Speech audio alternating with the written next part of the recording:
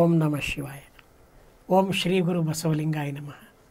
ಶ್ರೀ ಬಸವ ಟಿವಿಯ ಒಂದು ಮಹೋನ್ನತ ಕಾರ್ಯಕ್ರಮ, ಜನಮೆಚ್ಚುಗೆ ಪಡೆದಿರ್ತಕ್ಕಂಥ ಕಾರ್ಯಕ್ರಮ, ಬಹುಚರ್ಚಿತವಾಗಿರ್ತಕ್ಕಂಥ ಕಾರ್ಯಕ್ರಮ ಅಂತ ಕೇಳಿದರೆ ನೇರ ನುಡಿ ದಿವ್ಯ ಉತ್ತರ. ಈ ನೇರ ನುಡಿ ದಿವ್ಯ ಉತ್ತರ ಈ ಒಂದು ಕಾರ್ಯಕ್ರಮಕ್ಕೆ ನಿಮ್ಮೆಲ್ಲರನ್ನು ಕೂಡ ಪ್ರೀತಿಯಿಂದ ಸ್ವಾಗತಿಸ್ತಾ ಇದ್ದೇನೆ. ಈ ಒಂದು ಕಾರ್ಯಕ್ರಮದಲ್ಲಿ ಜನಸಾಮಾನ್ಯರು ಕೇಳ್ತಕ್ಕಂಥ ಪ್ರಶ್ನೆಗಳಿಗೆ ನಾವು ಶ್ರೀ ಬಸವ ಟಿ ವಿಯಿಂದ ಉತ್ತರವನ್ನು ಕೊಡ್ತೇವೆ. ಈ ಉತ್ತರ ಕೊಡ್ತಕ್ಕಂಥವರು ನಮ್ಮ ಶ್ರೀ ಬಸವ ಟಿ ವಿಯ ನಿರ್ದೇಶಕರಾಗಿರ್ತಕ್ಕಂಥ ಸಹೋದರರಾಗಿರ್ತಕ್ಕಂಥ ಶರಣ ಇ ಕೃಷ್ಣಪ್ಪನವರು ಇವತ್ತು ನಮ್ಮ ಜೊತೆ ಇದ್ದಾರೆ. ಅವರು ನೇರ ನುಡಿ ದಿವ್ಯ ಉತ್ತರ ಈ ಕಾರ್ಯಕ್ರಮದಲ್ಲಿ ಜನಸಾಮಾನ್ಯರು ಕೇಳಿರ್ತಕ್ಕಂಥ ಪ್ರಶ್ನೆಗಳನ್ನು ನಾನು ಇವ್ರಿಗೆ ಹಾಕ್ತೇನೆ. ಈಗ ಆ ಒಂದು ಪ್ರಶ್ನೆಗಳಿಗೆ ತಾವು ಉತ್ತರಗಳನ್ನು ಈಗ ಗಮನಿಸಬಹುದು. ಈಗ ತಮ್ಮೆಲ್ಲರ ಪರವಾಗಿ ನಾನು ಇ ಕೃಷ್ಣಪ್ಪನವರನ್ನು ಪ್ರೀತಿಯಿಂದ ಸ್ವಾಗತವನ್ನು ಕೋರ್ತೇನೆ.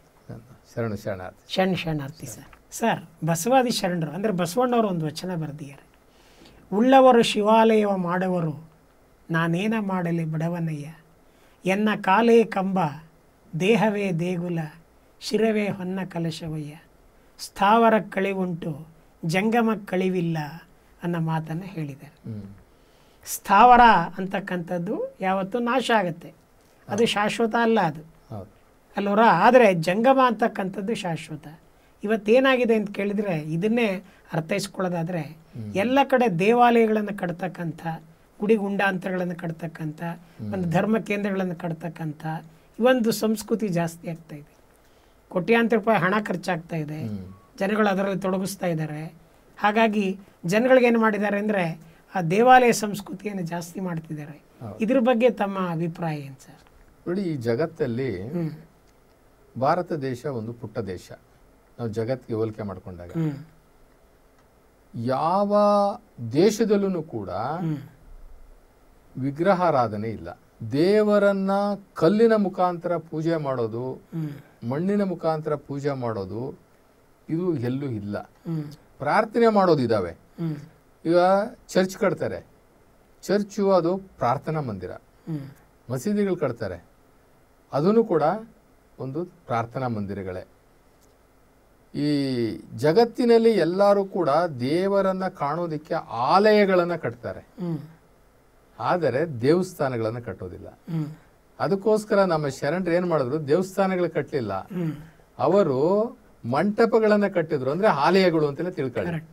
ಮಂಟಪಗಳನ್ನ ಕಟ್ಟಿದ್ರು. ಮಂಟಪ ಅಂತಂದ್ರೆ ಅಲ್ಲಿ 4 ಗೋಡೆಯ ಸುತ್ತ ಇರೋದಿಲ್ಲ, ಅದು ಒಂದು ಜಗಲಿ ಅಂತ ತಿಳ್ಕೊಳ್ಳಿ. ಒಂದು ಹಾಲು, ದೊಡ್ಡದೊಂದು ಹಾಲು, ಮೇಲ್ಗಡೆ ಒಂದು ಆಶ್ರಯ ಇರ್ತದೆ.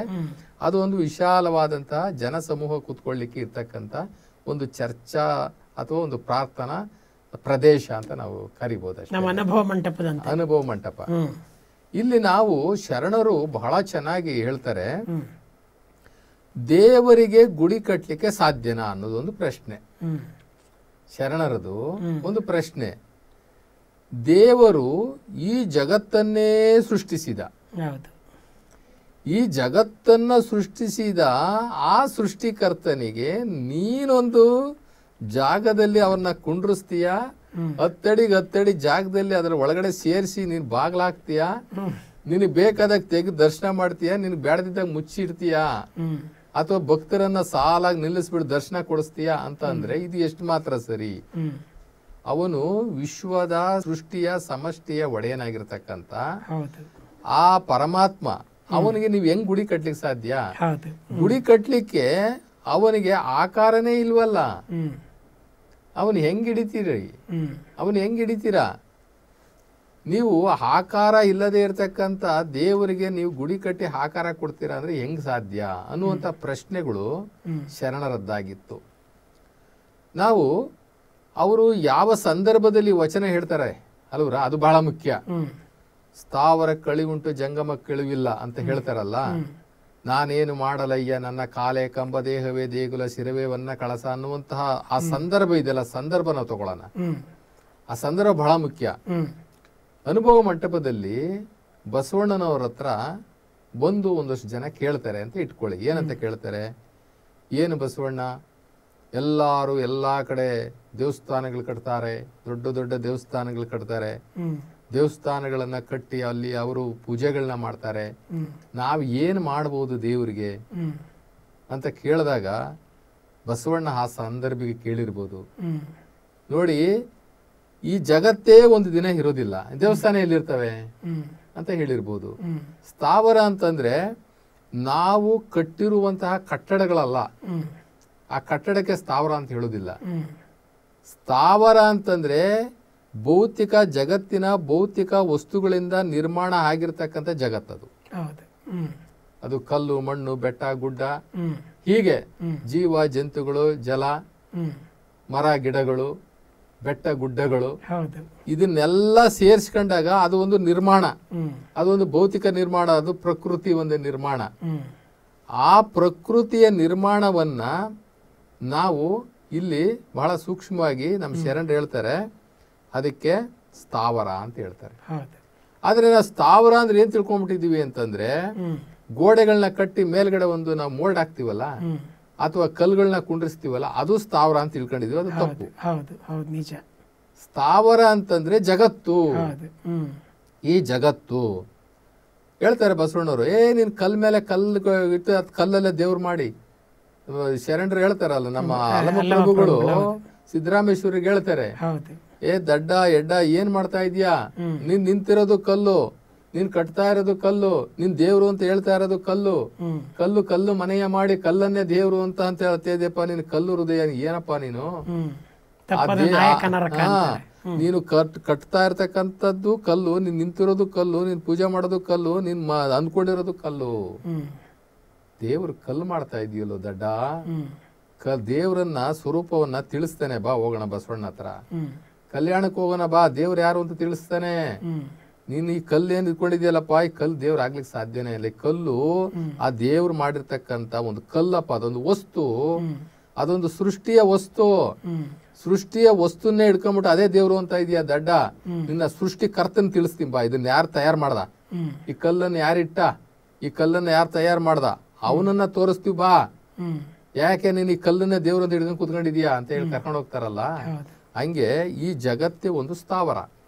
ಅಂದ್ರೆ ಒಂದು ಭೌತಿಕ ಸ್ವರೂಪದ ನಿರ್ಮಾಣ, ದೈವ ನಿರ್ಮಿತ, ದೈವ ನಿರ್ಮಿತವಾಗಿರ್ತಕ್ಕಂತ ಈ ಪ್ರಕೃತಿ, ಇದು ಭೌತಿಕ, ನಮಗೆ ಕಣ್ಣಿಗೆ ಕಾಣುವಂತಹ ಒಂದು ಗೋಚರಿಸುವ ವಸ್ತುಗಳು.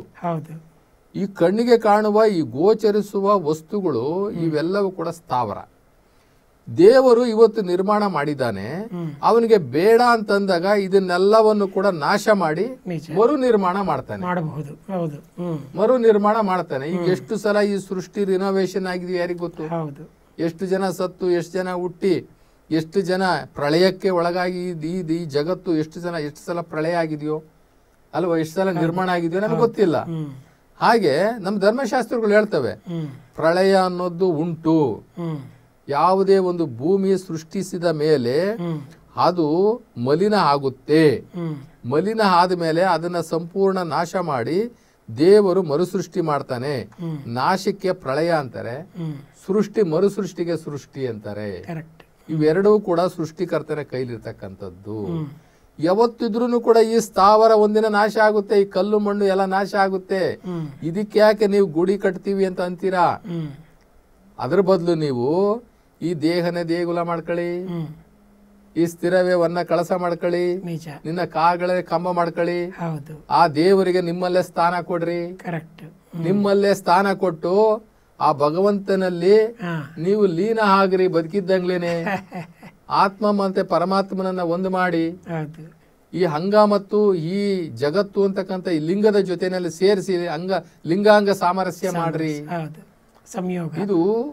ಇದು ಹಂಗ, ಈ ಜಗತ್ತು ಒಂದು ಲಿಂಗ, ಈ ಲಿಂಗಾಂಗ ಸಾಮರಸ್ಯ. ಈ ದೇಹವನ್ನ ಈ ಜಗತ್ತಿನಲ್ಲಿ ಈ ಬ್ರಹ್ಮಾಂಡದಲ್ಲಿ ಬೆರೆಸಿದ ತಕ್ಷಣ ಇದು ಮಾಯ ಆಯ್ತು ಅಂತ ತಿಳ್ಕೊಳ್ಳಿ. ಈ ಶರೀರ ಬಹು ಜೀವಕೋಶಗಳಿಂದ ಮಾಡಿರ್ತಕ್ಕಂಥದ್ದು. ಈ ಜೀವಕೋಶಗಳಿಂದ ಮಾಡಿರ್ತಕ್ಕಂಥ ಈ ಶರೀರವನ್ನ ಈ ಬ್ರಹ್ಮಾಂಡದಲ್ಲಿ ಬೆರೆಸ್ಬಿಟ್ರೆ ಉಳ್ಕೊಂಡಿರೋದು ಯಾವ್ದಪ್ಪ ಅಂದ್ರೆ ಆತ್ಮ. ಆತ್ಮ ಒಂದೇ ಉಳ್ಕೊಂತು.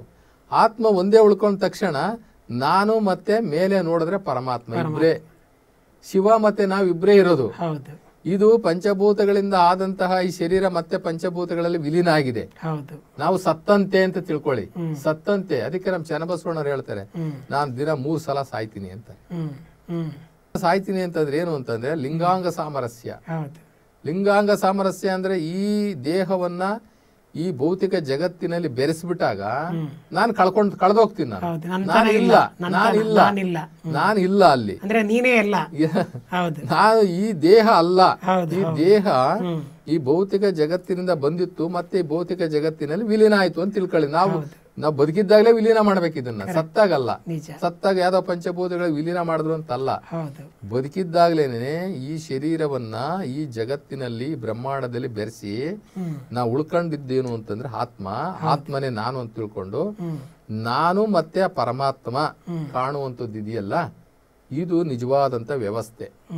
ಇನ್ನ ಸ್ಥಾವರ ಅಂತಂದ್ರೆ ಈ ಜಗತ್ತಾಯ್ತು. ಜಂಗಮ ಅಂದ್ರೆ ಏನು ಅಂತಂದ್ರೆ ಈ ಜಗತ್ತಿನಲ್ಲಿ ತುಂಬಿರ್ತಕ್ಕಂಥ ಶಿವಶಕ್ತಿ, ಆ ಶಿವಶಕ್ತಿನೇ ಜಂಗಮ ಅಂತ ನಾವು ಕರಿತೀವಿ. ಆ ಜಂಗಮ ಅನ್ನುವಂತಹ ಪದ ಬೇರೆ ಬೇರೆ ಬೇರೆ ಬೇರೆ ಸಂದರ್ಭದಲ್ಲಿ ಬೇರೆ ಬೇರೆ ರೀತಿಯಲ್ಲಿ ಬಳಕೆಗೆ ಬರುತ್ತೆ.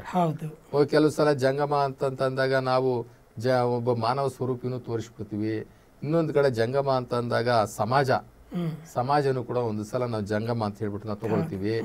ಇನ್ನೊಂದು ಕಡೆ ಬಂದಾಗ ಜಂಗಮ ಅಂತಂದಾಗ ಆ ಶಿವಶಕ್ತಿ, ಈ ಜಗತ್ತಲ್ಲಿ ಈ ಬ್ರಹ್ಮಾಂಡವನ್ನೇ ತುಂಬಿಕೊಂಡಿರ್ತಕ್ಕಂಥ ಆ ಶಿವಶಕ್ತಿ ಇದೆಯಲ್ಲ, ಆ ಶಿವಶಕ್ತಿಯ ಸೇವನೆಯಿಂದ ಜೀವ ಜಗತ್ತು ಉಳ್ಕೊಂಡಿದೆ. ಇವತ್ತು ನಾವೇನು ಉಸಿರಾಡ್ತಾ ಇದೀವಲ್ಲ, ಉಸಿರಾಡೋದ್ರ ಮುಖಾಂತರ ಈ ಬ್ರಹ್ಮಾಂಡದಲ್ಲಿ ತುಂಬಿರ್ತಕ್ಕಂಥ ಶಿವಶಕ್ತಿಯನ್ನ ಸೇವನೆ ಮಾಡಿ ಆ ಶಿವಶಕ್ತಿಯ ಸಂಪರ್ಕದೊಂದಿಗೆ ನಾವು ಬದುಕಿದ್ದೀವಿ. ಆ ಸಂಪರ್ಕ ಕಡಿದ ತಕ್ಷಣ ನಾವಿಲ್ಲ ಅಲ್ವರಾ? ಇದು ಜಂಗಮ ಶಕ್ತಿ.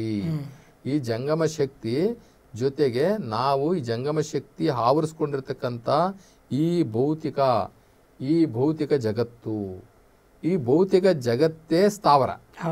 ಈ ಭೌತಿಕ ಜಗತ್ತು ಒಂದು ದಿನ ದೇವರು ಬೇಡ ಅಂತಂದಾಗ ಪ್ರಳಯ ಮಾಡಿ ಇದನ್ನ ನಾಶನ ಮಾಡಿ ಮತ್ತೆ ಮರು ಸೃಷ್ಟಿ ಮಾಡ್ತಾನೆ. ಹಾಗೆ ನೀವು ದೇವಸ್ಥಾನಗಳನ್ನ ಮಾಡಿ ಕಲ್ಲು ಮೇಲೆ ಕಲ್ಲು ಕಟ್ಟಿ, ಅಲ್ಲಪ್ಪ ಒಂದು ದಿನ ಈ ಜಗತ್ತೇ ಇರಲ್ಲ ಅನ್ನೋದಾದ್ರೆ ನಿನ್ ದೇವಸ್ಥಾನ ಎಲ್ಲಿರ್ತದೆ? ಈ ಜಗತ್ತಿಗೆ ಗ್ಯಾರಂಟಿ ಇಲ್ಲ, ಈ ಜಗತ್ತಿಗೆ ಗ್ಯಾರಂಟಿನೂ ಇಲ್ಲ, ವಾರಂಟಿನೂ ಇಲ್ಲ. ಇನ್ನ ನೀನ್ ಕಟ್ಟುವಂತ ದೇವಸ್ಥಾನಕ್ಕೆ ಗ್ಯಾರಂಟಿ ವಾರಂಟಿ ಯಾಕೆ ತಲೆ ಕೆಡಿಸ್ಕೊಳ್ತೀಯ? ನೀನ್ ದೇವ್ರಿಗೆ ಜಾಗ ಕೊಡು, ಎಲ್ಲಿ ಕೊಡು? ನಿನ್ನಲ್ಲೇ ಕೊಡು. ಇದನ್ನೇ ದೇವಸ್ಥಾನ ಅಂತ ತಿಳ್ಕೊಂಡ್ಬಿಡು, ಇಲ್ಲೇ ಕೊಟ್ಬಿಡು. ನಿನ್ಗೆ ಆ ಪರಮಾತ್ಮ ನಿರಾಕಾರ ಶಿವನಿಗೆ ನಿನ್ನ ಶರೀರದಲ್ಲೇ ಜಾಗ ಕೊಡು, ಅಷ್ಟೇ ಸಾಕು. ನಿನ್ನ ತಲೆ ಏನ್ ಸಾಮಾನ್ಯನಾ?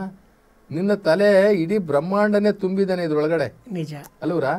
ನಮ್ಮ ತಲೆ ಒಳಗಡೆ ಈ ಬ್ರಹ್ಮಾಂಡದ ಎಲ್ಲಾ ತತ್ವಗಳನ್ನ, ಎಲ್ಲಾ ಸೀಕ್ರೆಟ್ಗಳನ್ನ ನಮ್ಮ ತಲೆಯಲ್ಲಿ ತುಂಬಿದ್ದಾನೆ. ಆದ್ರೆ ನಾವು ನೋಡ್ಕೊಂತ ಇಲ್ಲ. ಈ ಶರೀರ ಪಂಚಭೂತಗಳಿಂದ ಆಗಿರ್ತಕ್ಕಂಥ ಅದ್ಭುತವಾದಂತ ಸೃಷ್ಟಿ ಇದು. ಇದನ್ನ ನಾವು ತಿಳ್ಕೊಂಡೇ ಇಲ್ಲ. ಇಂಥ ಒಂದು ಅದ್ಭುತವಾದಂತಹ ಶಿವ ಸೃಷ್ಟಿಯ ಈ ದೇಹದಲ್ಲೇನೆ ಅವನ್ನ ಕಂಡ್ರಾಯ್ತು, ನಾವು ಅವನಿಗೆ ಜಾಗ ಕೊಟ್ರಾಯ್ತು. ಅದಕ್ಕೋಸ್ಕರ ಯಾಕೆ ನೀನು ಹೊಸದಾಗಿ ಯಾರೋ ಮಾಡ್ತಾರೆ ಅಂತ ನೀನ್ ದೇವಸ್ಥಾನ ಕಟ್ಟಕ್ ಹೋಗ್ತೀಯ? ಈ ಜಗತ್ತಿಗೆ ಒಂದು ಗ್ಯಾರಂಟಿ ವಾರಂಟಿ ಇಲ್ಲ ಅಂದ್ರೆ ನೀನ್ ಕಟ್ಟೋ ದೇವಸ್ಥಾನಕ್ಕೆ ಎಲ್ಲಿಂದ ಸಾಧ್ಯ? ಅಷ್ಟಕ್ಕೂ ದೇವಸ್ಥಾನ ಕಟ್ಲಿಕ್ಕೆ ದೇವನಿಗೆ ರೂಪನೇ ಇಲ್ಲ. ರೂಪ ಇಲ್ಲದ ದೇವನಿಗೆ ರೂಪ ಕೊಟ್ಟು ನೀನ್ ದೇವಸ್ಥಾನ ಕಟ್ತೀನಿ ಅಂತಂದ್ರೆ ನೀನೊಬ್ಬ ದಡ್ಡ, ನೀನೊಬ್ಬ ಎಡ್ಡ. ನಮ್ಮ ಇವ್ರು ಹೇಳ್ದಂಗೆ ದಡ್ಡ ಹೆಡ್ಡ ಅಂತ ಕರೀತಾರೆ ಸೊನ್ನಲ್ಗೆ ಸಿದ್ದರಾಮೇಶ್ವರರನ್ನ ಅಲಂಕಾರ. ಹಾಗೆ ಈ ಒಂದು ಸ್ಥಾವರ ಕಳಿವುಂಟು, ಜಂಗಮ ಕಳಿವಿಲ್ಲ ಅಂದ್ರೆ ಈ ತುಂಬಿಕೊಂಡಿರ್ತಕ್ಕಂಥ ಈ ಶಿವಶಕ್ತಿಗೆ ಅಳಿವಿಲ್ಲ. ಅದು ಶಾಶ್ವತ, ಅದು ಸತ್ಯನಿತ್ಯ ನಿರಂತರ. ಅದು ಈ ಜಂಗಮ ಅಂತಕ್ಕಂಥ ಈ ಶಕ್ತಿ ಇದೆಯಲ್ಲ, ಇದು ಶಾಶ್ವತವಾದ್ದು. ಇದನ್ನು ಯಾರು ಏನು ಮಾಡಕ್ಕಾಗೋದಿಲ್ಲ. ಶಿವ ಸತ್ಯ, ಶಿವಶಕ್ತಿ ಸತ್ಯ, ಇನ್ನೆಲ್ಲವೂ ಮಿಥ್ಯ, ಎಲ್ಲವೂ ನಾಶ ಆಗುವಂತದ್ದೇ. ಶಿವ ಮತ್ತೆ ಶಿವಶಕ್ತಿ ಏನಿದೆಯಲ್ಲ ಅವೆರಡೇ ಸತ್ಯ, ಇನ್ನೆಲ್ಲವೂ ಕೂಡ ಮಿಥ್ಯ, ಇವೆಲ್ಲವೂ ಕೂಡ ನಾಶಕ್ಕೆ ಒಳಗಾಗುವಂಥದ್ದು. ಅದರಿಂದ ಬಸವಣ್ಣನವರು ಸ್ಥಾವರಕ್ಕೆ ಅಳಿವುಂಟು ಅಂದ್ರೆ ಒಂದಿನ ನಾಶ ಆಗುತ್ತೆ. ನೀನ್ ನೋಡುವಂತಹ ಈ ಭೌತಿಕ ಜಗತ್ತು ಒಂದಿನ ನಾಶ ಆಗುತ್ತೆ. ಆದರೆ ಈ ಭೌತಿಕ ಜಗತ್ತನ್ನು ಸೃಷ್ಟಿ ಮಾಡಿರ್ತಕ್ಕಂತ ಶಿವಶಕ್ತಿಯ ಜಂಗಮ ಶಕ್ತಿ ಇದೆಯಲ್ಲ, ಅದಕ್ಕೆ ಅಳಿವಿಲ್ಲ, ಅದು ಸತ್ಯ. ನೀನು ಅದಕ್ಕೆ ನೀನ್ ಜಾಗ ಕೊಡು ಒಳಗಡೆ, ಅದಕ್ಕೆ ನೀನ್ ಜಾಗ ಕೊಟ್ರೆ ಸಾಕು ಅನ್ನುವಂತಹ ಉದಾಹರಣೆ ಕೊಡೋದ್ರ ಮುಖಾಂತರ ಆ ಗುಡಿ ಸಂಸ್ಕೃತಿ ಅಂತ ಅನ್ನುವಂಥದ್ದು ಏನು ಆ ಶರಣರ ಮೈಂಡ್ ಅಲ್ಲಿ ಇತ್ತಲ್ಲ, ಅದನ್ನ ಸಂಪೂರ್ಣವಾಗಿ ಬಸವಣ್ಣ ತೆಗಿತಾರೆ. ಅನುಭವ ಮಂಟಪದಲ್ಲಿ ಸುಮ್ಮನೆ ಎಲ್ಲ ಅನುಭವ ಬರಲಿಲ್ಲ. ಮೊದಲು ಅರಿವು, ನಂತರ ಆಚಾರ, ನಂತರ ಅನುಭವ. ಕರೆಕ್ಟ್. ಮನುಷ್ಯನಿಗೆ ಮೊದಲು ಅರಿವು ಕೊಡಬೇಕು. ಅರಿವು ಬಂದ ಮೇಲೆ ಅದನ್ನು ಅಳವಡಿಸ್ಕೊಳ್ಳೋದಕ್ಕೆ ಅವಕಾಶ ಕೊಡಬೇಕು. ಆಚಾರ ಅಳವಡಿಸಿಕೊಂಡ ಮೇಲೆ ಅವನು ಅದರ ಪರಿಣಾಮವನ್ನು ಅವನ ನಡವಳಿಕೆಯಲ್ಲಿ ತೋರಿಸ್ಬೇಕು. ಅದು ಅನುಭವ. ಅದು ಅನುಭವ. ಕರೆಕ್ಟ್. ಅಲ್ಲಿಗೆ ಬಂದಾಗ ಅವನೊಬ್ಬ ಪರಿಪೂರ್ಣ ಆಗ್ತಾನೆ ಅಷ್ಟೇನೆ. ಆ ನಮ್ಮ ಈ ಒಂದು ನುಡಿಗಳೇನಿದೆಯಲ್ಲ, ಅವರು ಹಂತವಾಗಿ ಬಸವಣ್ಣನವರು ಶರಣರನ್ನ ಅನುಭಾವಿಗಳನ್ನ ಮಾಡಕೊಡ್ತಾರೆ. ಅವರಿಗೆ ಉದಾಹರಣೆಗಳು ಕೊಡೋದ್ರ ಮುಖಾಂತರ ಅವರನ್ನ ಪ್ರಾಕ್ಟಿಕಲ್ ಆಗಿ ಅವ್ರು ನಡಿಬೇಕು. ಬರೀ ತಿಳ್ಕೊಳ್ಳೋದಲ್ಲ, ತಿಳ್ಕೊಂಡವ್ರು ತಪ್ಪು ಮಾಡ್ತಾರೆ. ಬೇಕಾದಷ್ಟು ಭೌತಿಕವಾಗಿ ತಿಳ್ಕೊತಾರೆ, ಆದ್ರೆ ನಡವಳಿಕೆಯಲ್ಲಿ ತಪ್ಪು ಮಾಡ್ತಾರೆ. ನಡೆ ಇರೋದಿಲ್ಲ. ನಡೆ ನುಡಿ ಸಿದ್ಧಾಂತ ಬೇರೆ ಬೇರೆ ಇರ್ತದೆ. ಅದಕ್ಕೆ ಶರಣರನ್ನು ಯಾರು ನಾವು ಶರಣರು ಅಂತೀವಿ ಅಂತಂದ್ರೆ, ನಡೆ ನುಡಿ ಸಿದ್ಧಾಂತದಲ್ಲಿ ಒಂದಾದವರನ್ನ ಮಾತ್ರ ಶರಣರು ಅಂತೀವಿ. ನಡೆ ಒಂದು ಪರಿ, ನುಡಿ ಒಂದು ಪರಿ ಆದರೆ ಹಿಡಿದಿದ್ದ ಲಿಂಗ ಘಟ ಸರ್ಪ. ನಿಜ. ಆಮೇಲೆ ತಾವೊಂದು ಮಾತು ಹೇಳಿದ್ರಿ ಸರ್, ಚರ್ಚೆ ಮಾಡ್ತಾ ಇದ್ದಾಗ, ನೀನಾರೆಂದು ತಿಳಿದರೆ ನೀನೇ ದೈವ ಅಂತ ಒಂದು ಮಾತು ಹೇಳ್ಬಿಟ್ರಿ. ಅದು ನಮ್ಮ ವಚನಗಳಲ್ಲಿ ಕೆಲವು ಕಡೆ ಅದು ಬರ್ತದೆ. ನೀನ್ ಯಾರೆಂದು ತಿಳಿದರೆ ನೀನೇ ದೇವ ಅನ್ನುವಂತಹ ಮಾತನ್ನ ಹೇಳ್ತಾರೆ. ಕಲ್ಲು ದೇವರು ದೇವರಲ್ಲ, ಮಣ್ಣು ದೇವರು ದೇವರಲ್ಲ, ಅಷ್ಟಾಷಷ್ಟಿ ರಾಮೇಶ್ವರ ಕೇದಾರ ದೇವರುಗಳು ದೇವರಲ್ಲ, ಕಾಶಿ ರಾಮೇಶ್ವರ ದೇವರುಗಳು ದೇವರಲ್ಲ, ನೀನ್ ಯಾರೆಂದು ತಿಳಿದರೆ ನೀನೇ ದೇವ ಅನ್ನುವಂತ ಒಂದು ವಚನ ಬರ್ತದೆ. ಇದನ್ನ ತುಂಬಾ ಜನ ತಪ್ಪು ತಿಳ್ಕೊಂಡವ್ರೆ ಸರ್. ಹೆಂಗ್ ತಿಳ್ಕೊಂಡಿದ್ದಾರೆ ಅಂತಂದ್ರೆ, ನಾನೇ ದೇವರು, ನಾನೇ ದೇವರಾಗಬಹುದು, ನಾನೇ ದೇವರು, ನಾನೇ ದೇವರಾಗಬಹುದು ಅನ್ನುವಂಥದ್ದನ್ನ ಕೆಲವರು ವಾದ ಮಾಡ್ತಾರೆ. ಆದ್ರೆ ನಾನೇ ದೇವರು, ನಾನೇ ದೇವ ಅಂತಕ್ಕಂಥದ್ದು ಇದೆಯಲ್ಲ, ಅದು ಅದ್ವೈತ. ಅದ್ವೈತ ಅಂದ್ರೆ ಏನು? ನಾನೇ ದೇವರು, ಅಹಂ ಬ್ರಹ್ಮಸ್ಮಿ, ತತ್ವಮಸಿ, ನಾನು ತತ್ವಮಸಿ, ನಾನೇ ದೇವರು ಅಂತ ಅನ್ನೋದಾದ್ರೆ, ಹಂಗಾದ್ರೆ ನಾನು ಬೇಕಾದಷ್ಟು ತಪ್ಪುಗಳು ಮಾಡ್ತೀನಿ, ಮೋಸ ಮಾಡ್ತೀನಿ, ಅನ್ಯಾಯ ಮಾಡ್ತೀನಿ, ದಗ ವಂಚನೆಗಳನ್ನ ಮಾಡ್ತೀನಿ, ಕೊಲೆ ಮಾಡ್ತೀನಿ. ಹಂಗಾರೆ ದೇವ್ರು ಕೊಲೆ ಮಾಡುತ್ತಾ? ದೇವ್ರು ಮೋಸ ಮಾಡ್ತಾನ? ಇಲ್ಲ. ನಾನೇ ದೇವ್ರಾದ್ರೆ ನಾನು ಇಷ್ಟೆಲ್ಲ ತಪ್ಪುಗಳನ್ನ ನಾನು ಹೆಂಗ ಮಾಡಕ್ ಸಾಧ್ಯ? ಆದ್ರಿಂದ ಅದೇ ನಮ್ಮ ದ್ವೈತ ಏನ್ ಹೇಳುತ್ತೆ, ದ್ವೈತ ಅದ್ವೈತ ನೀನೇ ದೇವ್ರು ಅನ್ನುತ್ತೆ.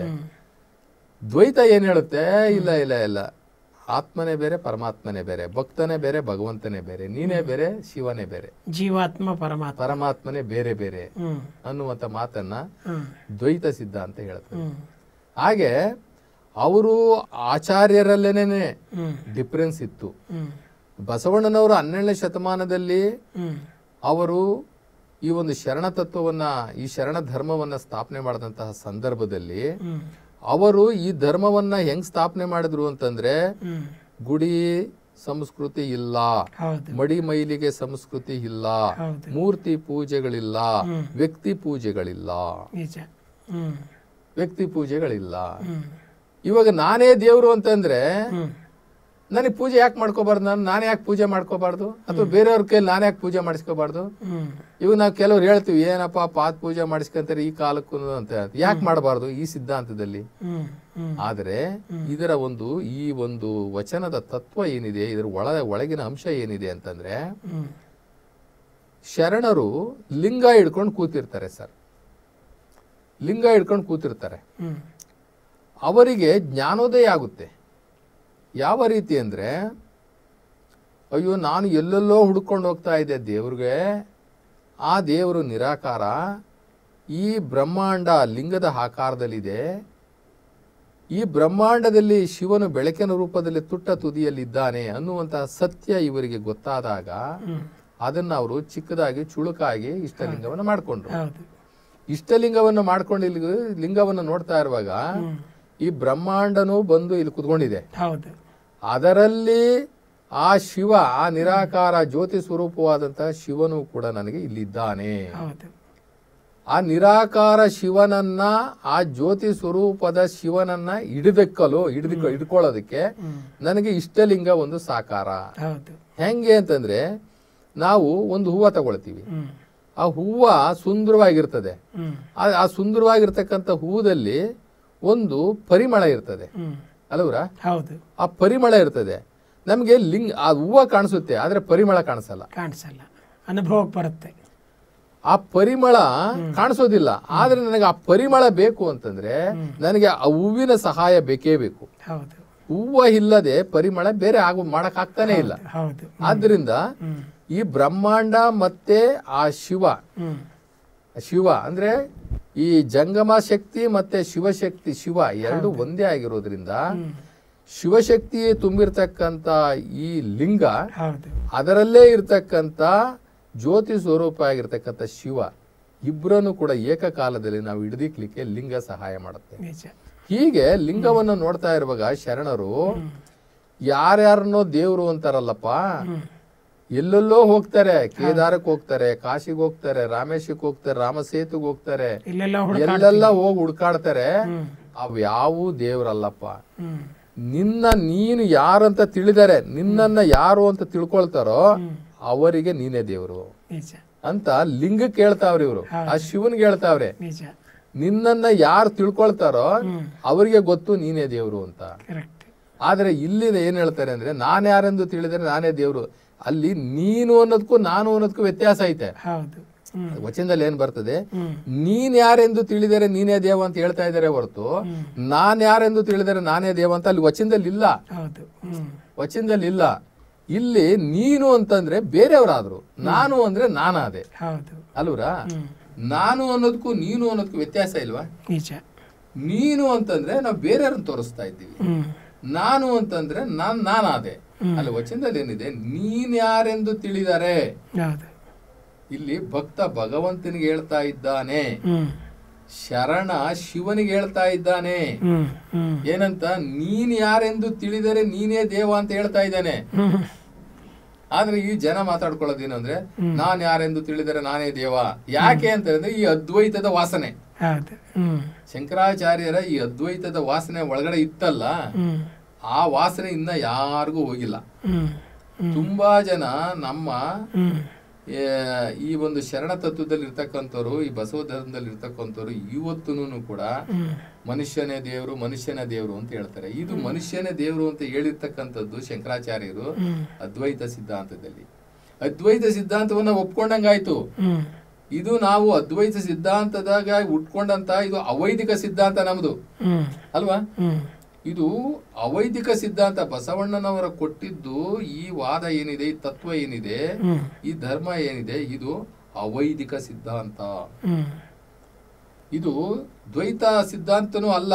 ಇದು ದ್ವೈತ ಸಿದ್ಧಾಂತ ಒಂದ್ ಕಡೆ ಹೇಳಿದ್ರು ಕೂಡ ಅದ್ವೈತ ಅಂತೂ ಅಲ್ವೇ ಅಲ್ಲ. ಜೀವಾತ್ಮನೇ ಬೇರೆ, ಶಿವನೇ ಬೇರೆ, ಭಕ್ತನೇ ಬೇರೆ, ಭಗವಂತನೇ ಬೇರೆ, ಆತ್ಮನೇ ಬೇರೆ, ಪರಮಾತ್ಮನೇ ಬೇರೆ ಅಂತ ಹೇಳಿರ್ತಕ್ಕಂಥದ್ದು ಇದು ನಮ್ಮದು ಒಂದು ವಿಶಿಷ್ಟವಾದಂತಹ ಒಂದು ಧರ್ಮ. ಇದು ನಿಜ ಸರ್.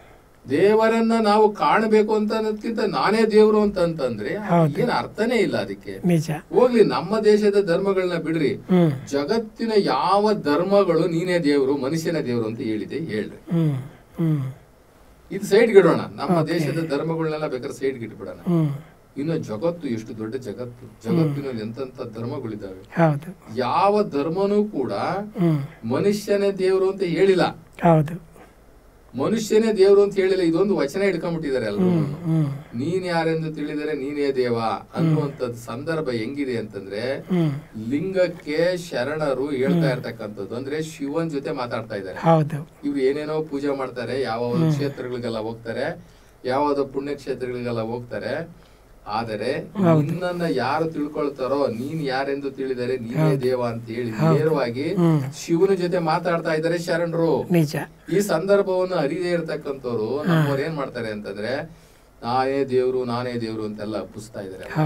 ನೀನ್ ಪೂಜೆ ಮಾಡ್ಕೋ, ನೀನೇ ದೇವ್ರು. ನೋಡಿ, ಬಸವಣ್ಣ ಅವ್ರು ಹೇಳ್ತಾರಲ್ಲ, ದೇವಾಲಯ ಸಂಸ್ಕೃತಿಯನ್ನು ಕುರಿತು ಅವ್ರ ಆ ಕಾಲದಲ್ಲಿ ಹೇಳ್ತಕ್ಕಂಥದ್ದು ಹೇಗೆ. ಹೌದು ಸರ್, ನಾನೇ ದೇವ್ರು ಅನ್ನೋದಾದ್ರೆ ಬಸವಣ್ಣನವರು ಹೇಳಿರ್ತಕ್ಕಂಥ ಜಗದಗಲ ಮುಗಿಲದ ಹೌದು, ಆ ದೇವ್ರು ಯಾವ್ದು ಅಲ್ವಾ?